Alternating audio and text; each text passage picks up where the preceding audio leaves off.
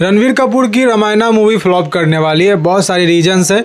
आप देखिए, इसका मूवी का जब टीजर आया था 2 अप्रैल को शायद से हनुमान जयंती पे, उसके बाद से पब्लिक का जो रिएक्शन है वो बहुत ही खतरनाक है। पब्लिक को पसंद नहीं आई है। 90% पब्लिक जो है इस टीजर को देखकर डिसअपॉइंट हुए हैं और कह रहे हैं कि ये जो मूवी है इसमें और आदि पुरुष में कोई अंतर नहीं है, आदि पुरुष पार्ट 2 है। और मुझे भी लगा कहीं कहीं 1-2 जगह सीन ऐसी है जहाँ पे लग रही है कि मूवी का जो विजुअल्स है वो ठीक है, ठीक ठाक है, लेकिन बहुत सारे विजुअल जो है वो ख़राब है।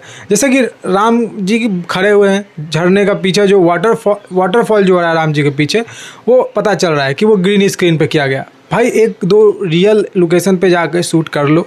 अब ज़रूरी थोड़ी है कि कमरे के अंदर सारा कुछ करना है, कुछ बाहर जाकर भी निकल कर लिया करो।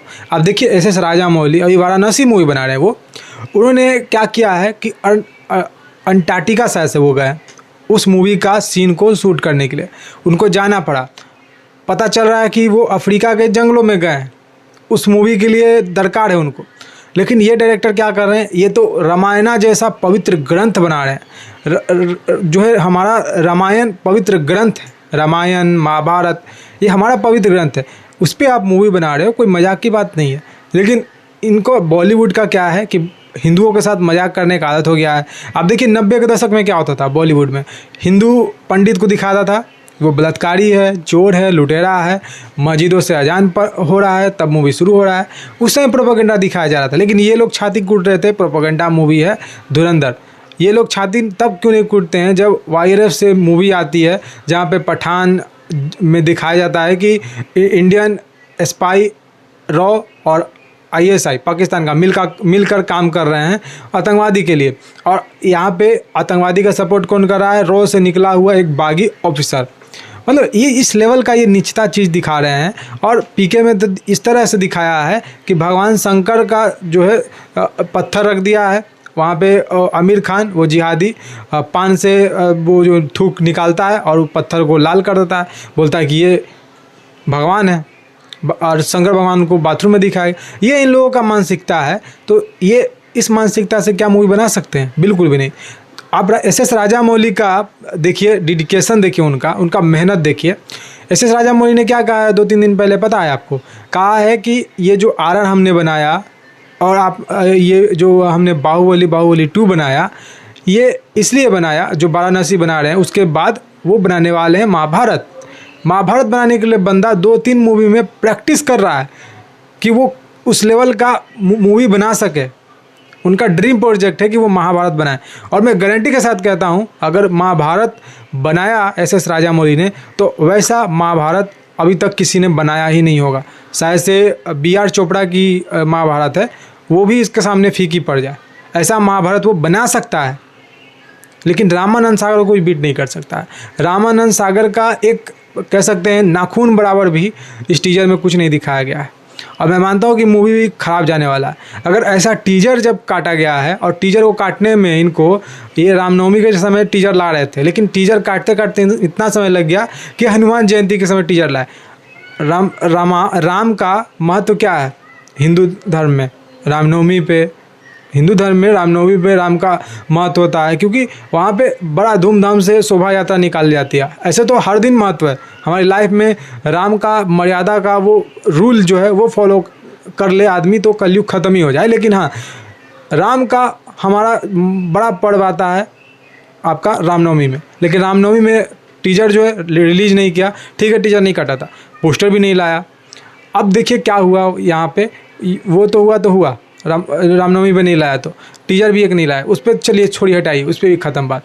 लेकिन हनुमान जयंती थी 2 अप्रैल को, यहाँ पे टीजर ला दिया, लेकिन उस टीजर में जब हनुमान को ही नहीं दिखाया तो क्या फ़ायदा?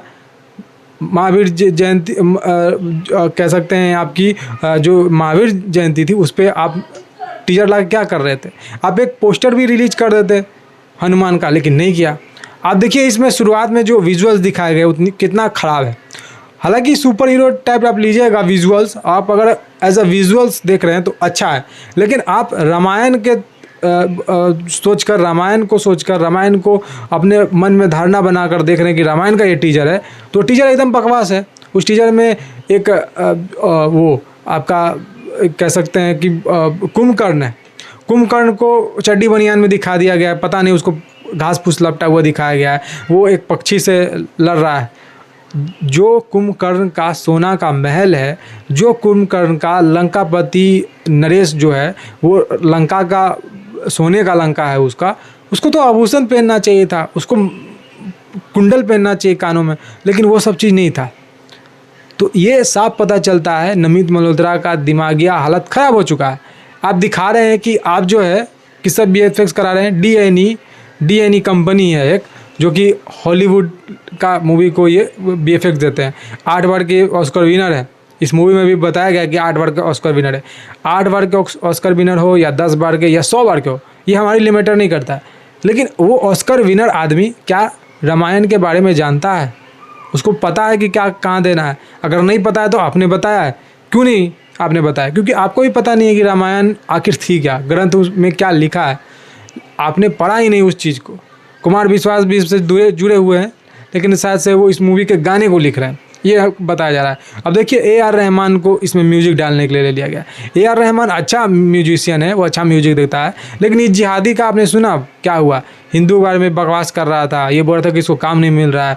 इसको हिंदू के बड़े बड़े मूवी में काम मिलता है। छावा में देखिए इसको काम मिला, उसमें ये अपना जिहादीपन दिखा दिया, उसमें म्यूजिक ही ये ख़राब कर दिया, बेकार सा दे दिया।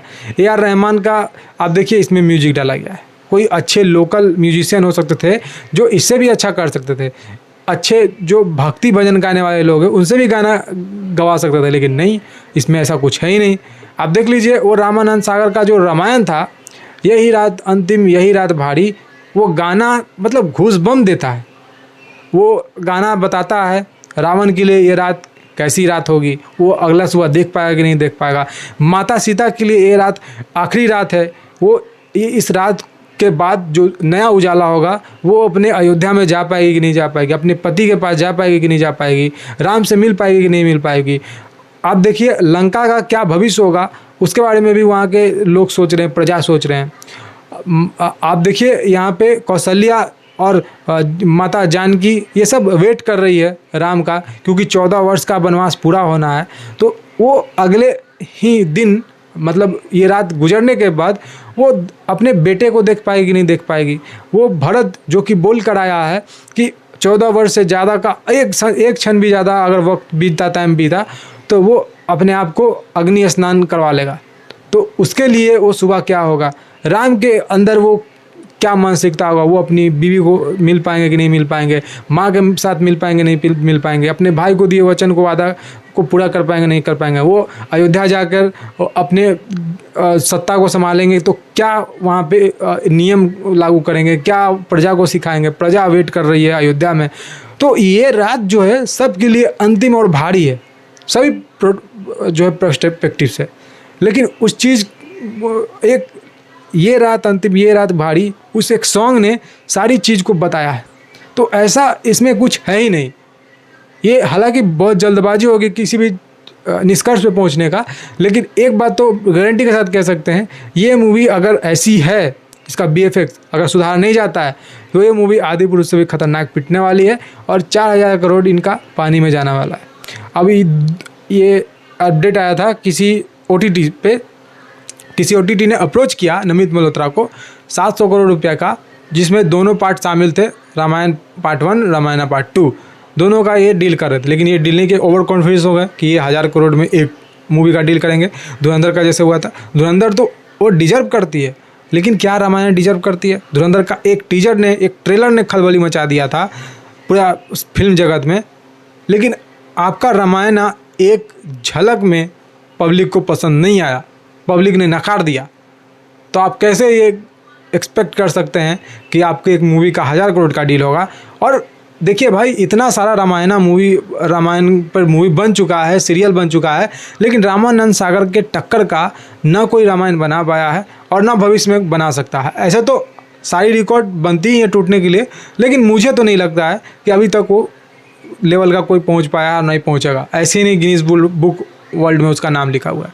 अभी देखिए जेनजी भी उस मूवी को पसंद कर रही है, जो अरुण गोविल है उसको राम मान रही है, राम का अवतार। अरुण गोविल का इसमें रोल दिया गया है राजा दशरथ का। अब कैसे ये कर सकते हैं कि एक बीफ खाने वाला आदमी रणवीर कपूर, उसको आप राम का रोल दे रहे हैं भाई। फिर उसके बाद अगले ही दिन उसकी पीआर टीम जो है सारा पोस्ट को डिलीट कर देता है, सारा वो जो है नॉनवेज खाने वाला चीज़ को डिलीट करता है, सारा हटाता है सोशल मीडिया से। लेकिन फिर उसके बाद जो एक शो होता है, कुछ एक शो होता है कपूर्स का, उसमें ये बीफ पाया खा रहा है। तो ये राम है जो कि हमारे धर्म का मजाक उड़ा रहा है, राम बन गया। अरुण गोविल थे, वो सिगरेट पीते थे, लेकिन पब्लिक ने इससे बोला तो वो सिगरेट को उस दिन हाथ नहीं लगाए और आज का दिन है कभी सिगरेट नहीं पिए।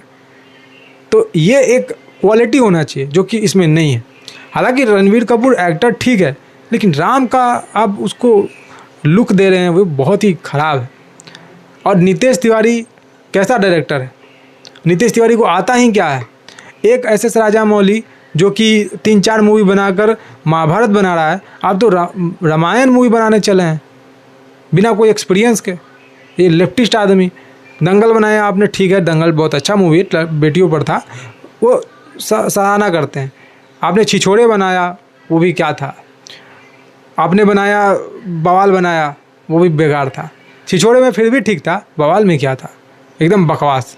इसलिए तो उसको OTT पे रिलीज़ करना पड़ा इनको। तो ये सारी कुछ है। आप बताइएगा, आपने रामायणा का टीजर देखा है तो आपको ये क्या टीजर अच्छा लगा या फिर ख़राब लगा? अपना ओपिनियन बताइएगा। क्या आप इस मूवी को देखेंगे? क्योंकि इसी साल ये मूवी आ रही है, 5-6 महीने का समय है। फिलहाल आज के इस वीडियो में इतना ही। जय हिंद, वंदे मातरम, जय श्री राम।